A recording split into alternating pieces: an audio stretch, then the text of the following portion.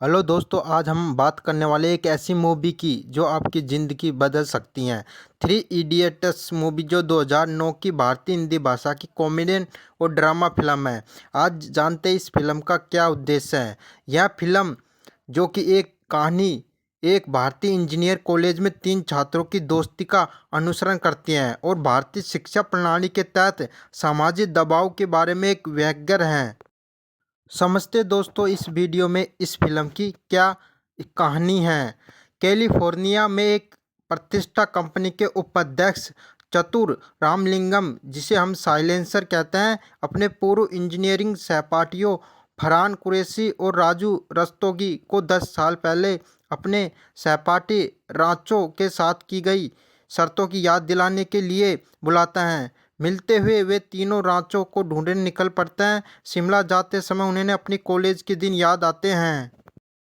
फरहान और राजू दिल्ली के प्रतिष्ठित imperial college of engineering (ICE) में शामिल होते हैं और अपनी रूममेट रणछोड़ दास श्यामलाल दास चांचड़ यानी रांचो से मिलते हैं।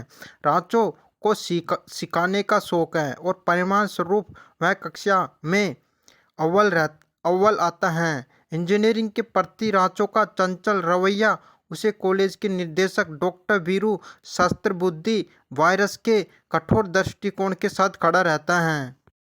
जब जोया लोबो नाम के एक छात्र को प्रोजेक्ट सबमिट करने में विफलता के आधार पर वायरस द्वारा स्नातक होने से मना कर दिया जाता है, तो रांचो जोया के प्रोजेक्ट को पूरा करने की कोशिश करता है। रांचो फिर इसे ठीक करता है और जोया को आश्चर्यचकित करने की कोशिश करता है, लेकिन पाता है कि उसने खुद को फांसी लगा ली।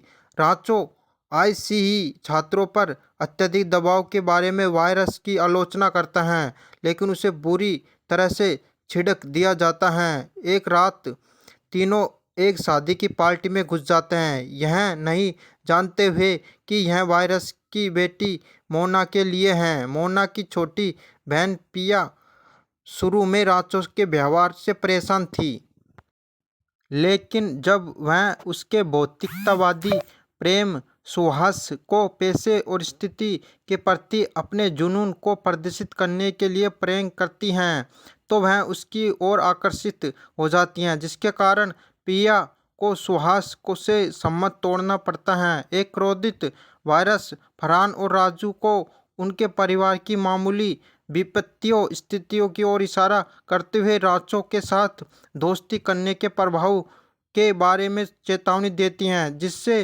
राजू एक प्रतिस्पर्धा और अभिमान युगांडा के भारतीय छात्र चतुर के साथ बंक कर जाता है, जो रटने का पक्षधर हैं, लेकिन इसमें पारंगत नहीं है। हिंदी चतुर को याद रखने के बारे में सबक सिखाने के लिए रांचो और फरहान गुप्त रूप से अखिल हिंदी शिक्षक दिवस भाषण में अश्लील संशोधन करते हैं, जिसे चतुर शिक्षा मंत्री की यात्रा के सम्मान में देना चाहता है।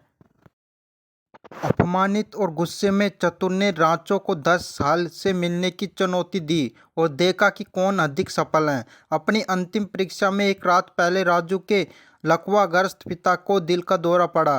पिया की मदद से रांचो राजू के पिता को पिया के स्कूटर पर अस्पताल ले जाता है।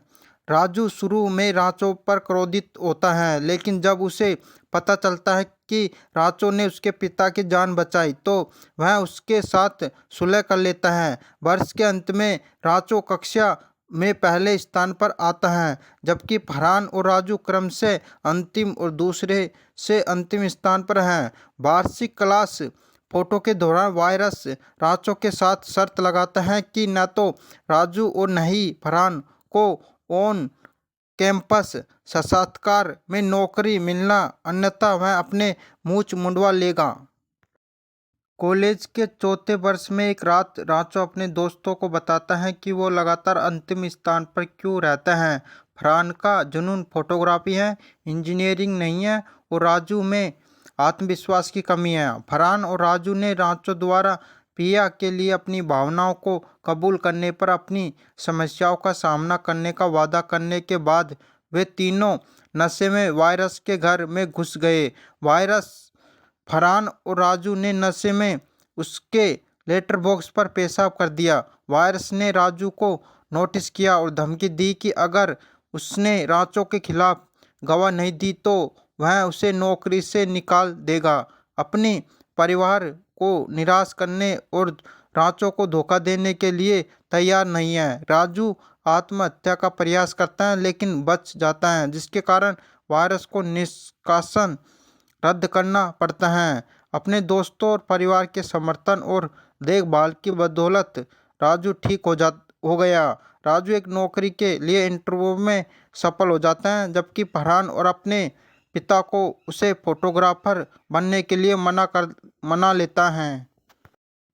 नौकरी पाने में राजू की सफलता और अपनी मूंछें खोने से अपमानित वायरस एक अनुचित रूप से कठिन परीक्षा देकर राजू की सफलता की संभावना को नष्ट करने की कोशिश करता है।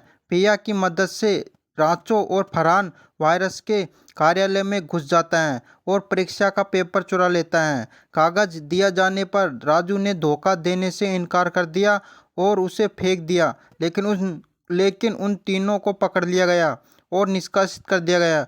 बाद में पिया ने अपने भाई की आत्महत्या के बारे में अपने पिता से बात की, जो वायरस द्वारा उस पर डाले गए इस तरह के दबाव के कारण हुआ था। उस रात भारी वर्षा के दौरान गर्भवती मोना को प्रसव पीड़ा शुरू हो गई। अस्पताल तक गाड़ी चलाने में असमर्थ रांचो एक वैक्यूम क्लीनर को वेंट हाउस में बदल देता है और पिया, फरहान और राजू की मदद से बच्चों को जन्म देता है। एक आभारी वायरस रांचो एक मूल्यवान स्पेस पेन देकर उसकी सराहना करता है, जिसे उसके केवल अपने सबसे प्रतिष्ठित छात्र को देने का वादा किया था, और तीनों के निष्कासन को रद्द कर दिया। स्नातक दिवस पर रांचो अचानक गायब हो जाता है। वर्तमान में शिमला पहुंचने पर जहां चतुर को रांचो का घर मिलता है, उनकी मुलाकात रणछोड़ दास श्यामलाल दास चांचड़ नाम से एक अलग व्यक्ति से होती है, जिसका चेहरा उनके स्नातक चित्र में रांचो के चेहरे पर चिपकाया गया है। वह आदमी बताता है कि ICI में रांचो उनके परिवार के माली का बेटा छोटा था, जो अविश्वसनीय रूप से बुद्धिमान और प्रतिभाशाली था।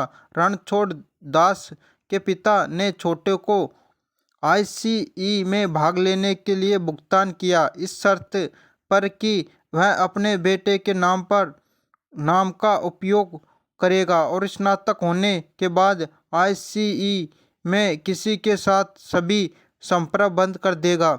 छोटे, जो डिग्री प्राप्त करने से अधिक सीखने में रुचि रखता था, सहमत हो गया, लेकिन बाद में चेतावनी दी कि एक दिन दो बेवकूफ उसकी तलाश में आएंगे। रणछोड़ दास उन्हें लद्दाख में छोटे रांचो का पता देता है। रास्ते में फरहान और राजू मनाली में पिया की सुहास से शादी करवा देते हैं और उसे रांचो को ढूंढने के लिए अपने साथ आने के लिए मना लेते हैं।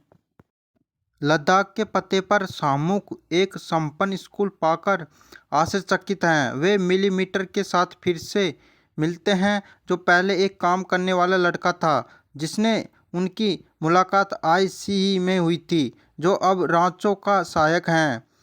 जो उन्होंने बताया है कि रांचो ने उनके कैरियर का उत्कृष्टता से अनुसरण किया है। वो पेगोंग झील के पास एक रेतीले मैदान पर रांचो के साथ फिर से मिलते हैं। रांचो ने स्वीकार किया है कि वह अब भी पिया से प्यार करता है और दोनों एक दूसरे को घूमते हैं। चतुर, जो मानता है कि रांचो केवल एक साधारण स्कूल शिक्षक है, उसका मजाक उड़ाता है और उससे वायरस का पेन ले लेता है। अपनी असली नाम के बारे में पूछ जाने पर रांचो ने खुद को फुनसुक वांगडू बताया, जो एक सफल वैज्ञानिक उद्यमी है जिसे चतुर की कंपनी डूबा रही है। चतुर हैरान है कि रांचो फुनसुक वांगडू है।